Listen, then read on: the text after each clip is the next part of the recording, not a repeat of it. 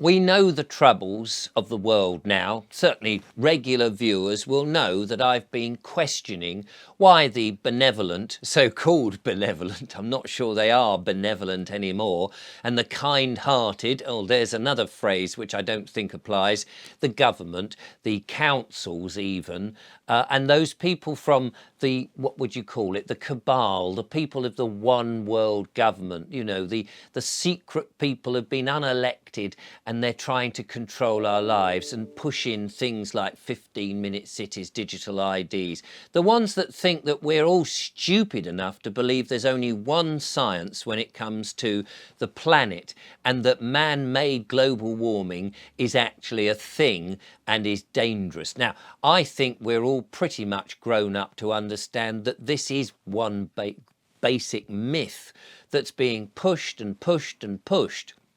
And it's very hard now to believe that global warming is this nonsense, that we need to go to net zero and that we have to do something about it, these draconian measures in order to sort of really bow down, put ourselves back in the caves and think, oh my God, we the humans are the problem.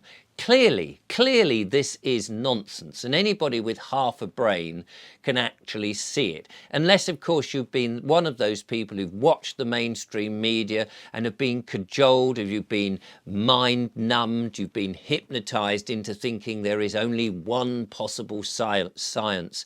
You're thinking that the polar bears are really dying, in which actually there's an abundance of polar bears, and in some cases they're having to cull them because there's too many of them. Or that you think that the Great Barrier Reef is all bleached up and it's all down to, of course, the warming of the planet and it's all CO2 and too much of it, when of course this is a very natural process and the bleaching will disappear and soon they'll spring back to the colours that they once were.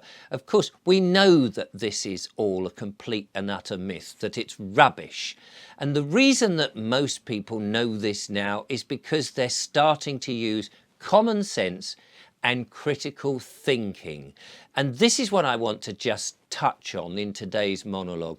I want to touch on the fact that we are all intelligent, creative people with brains, and more importantly, we have minds, that we are able to think. Now, there are some people that say, and this is an interesting idea, that the thinking doesn't actually happen in our head, that a lot of the thinking is much more ethereal, that it's part of our spirituality, that inspiration is coming perhaps by channeling all sorts of records that have come in the past and things like that. And that may be true, I don't know.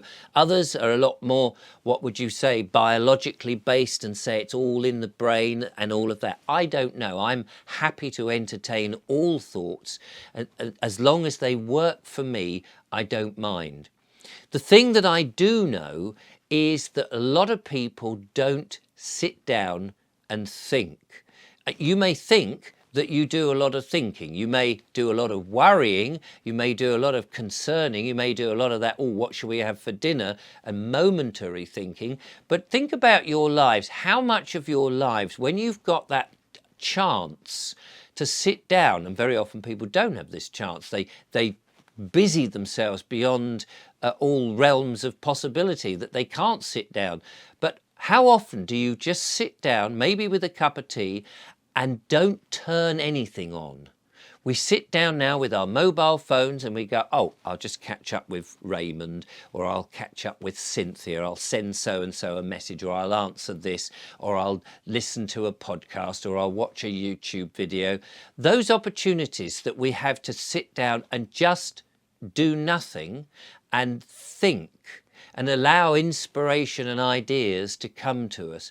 When do we do that? Most people will fill silence, and yet silence is so important, to actually take time out deliberately to sit in silence and allow thoughts to come to us. Allow the subconscious mind that is looking for answers, particularly if you ask for, to come back to the surface of the conscious mind and help you, because that's what it's for. We have the conscious mind, which is the mind that we busy ourselves with every day and think about and worry about things and try and come up with a quick solution whilst we're on the go. And then we have the subconscious, who is there, our obedient servant, sitting underneath, waiting for its commands. And you say to it, I really want to know how I can achieve this, or what is the answer to that, or where can I go and get this? What's that word that I can't bring to the tip of my mind?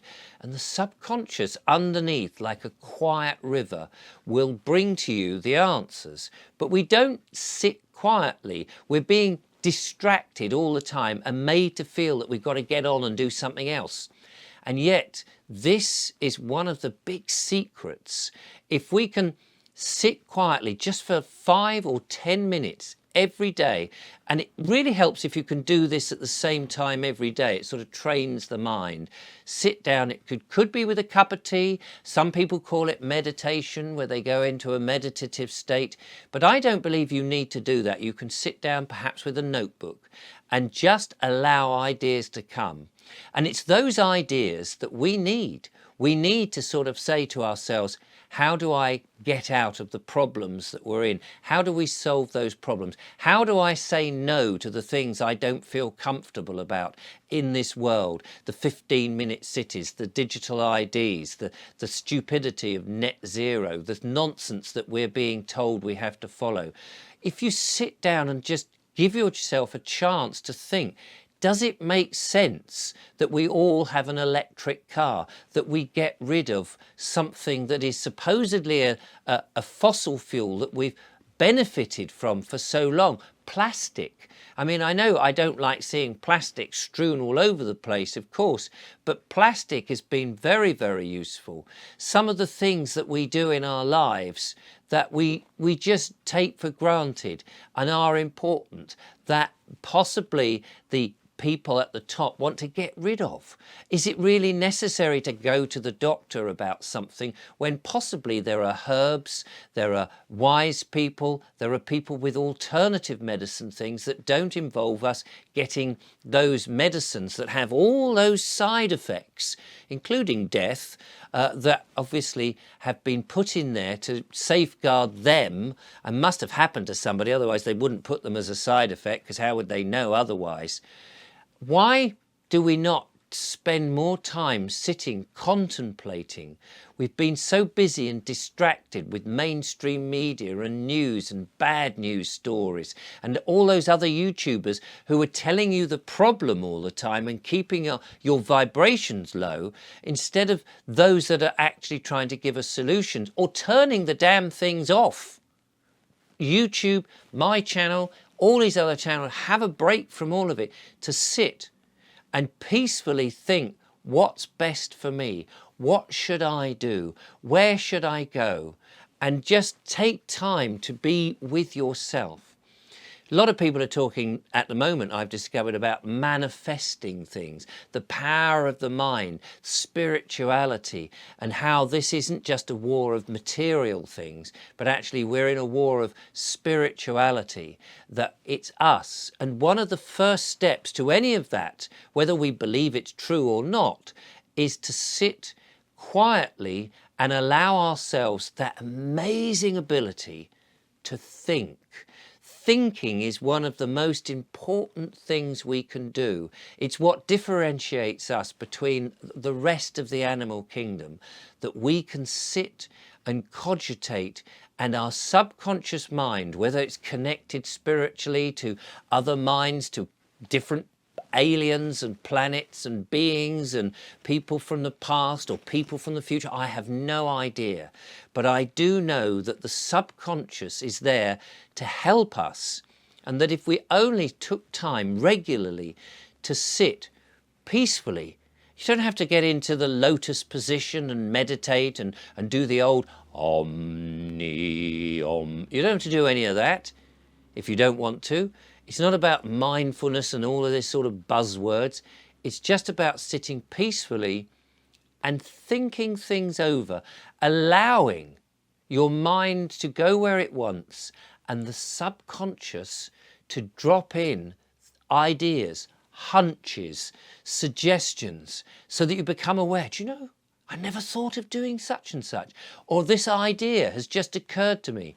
Your subconscious really wants to help. Allow it. And we can, as a species, as human beings, if we all spent a bit more time just giving ourselves the opportunity to think and be inspired, think what amazing things we can achieve, how we can switch off all that negativity that's coming down and telling us what's about to happen and how we're going to be kept down and eating worms and eating bugs and the food is all poison, the air is this. If we can just spend that time to think for ourselves, should I take this booster? Should I get my money out the bank? Should I do something noble? Should I go into the woods and spend a bit of time? What should I do for my career? Should I continue working for this organisation? What about that long lost idea I had as a kid? Should I nurture that? Spend time thinking your own thoughts. Don't let mainstream media and other YouTube channels and other people tell you how to think. You are a unique person and you have your own thoughts, and your subconscious mind will bubble up to the surface and bring you amazing thoughts, and thoughts that are useful and helpful if only you give them the time to do it.